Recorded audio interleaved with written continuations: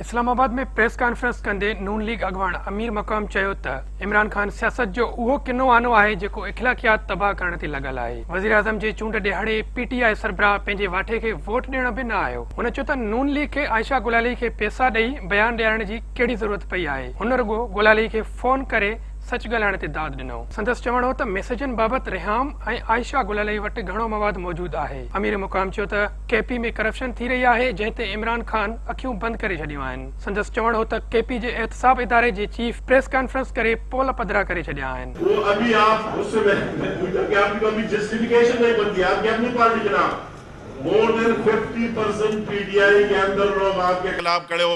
नून league अगवान चयो त PTI ते पंहिंजनि माण्हुनि इल्ज़ाम लॻाया, उन ते कहिड़ो एक्शन वरितो वियो। संदसि चवण हो त नून लीग इख़्तिलाफ़नि जो शिकार न पर मज़बूत किले जीअं आहे। जेकॾहिं काइद चवे त केपी में हिकु हफ़्ते अंदरि इमरान खान जी हुकूमत ख़तमु करे सघूं था। अमीर मुक़ाम चयो त मथस इल्ज़ाम लॻाईंदड़नि ॾांहुं कानूनी नोटिस ओमणिया वेंदा। हुन चयो त फिरदौस आशिक अवान तहरीक इंसाफ़ में शामिल थियण बाद साफ़ थी वई ऐं ॿिया माण्हू करप्ट आहिनि। पीटीआई में अचण सां उहे माण्हू साफ़ थी विया। इमरान खान ॿुधाए वटसि कहिड़ो शैम्पू आहे। अगर आप जरदारी साहब को इस तरह कहते, फजलुर रहमान साहब को इस तरह कहते, शेरपाव साहब को इस तरह कहते, अस्फंदियार वली साहब को इस तरह कहते, वही जो आपको सिराजुल हक साहब के साथ है उसके क्या हशर किया, तो आप पाकिस्तान में किसको आप ठीक समझते? जो लोग बाहर है तो ठीक है, जो आपके साथ आते अच्छे हो जाते हैं।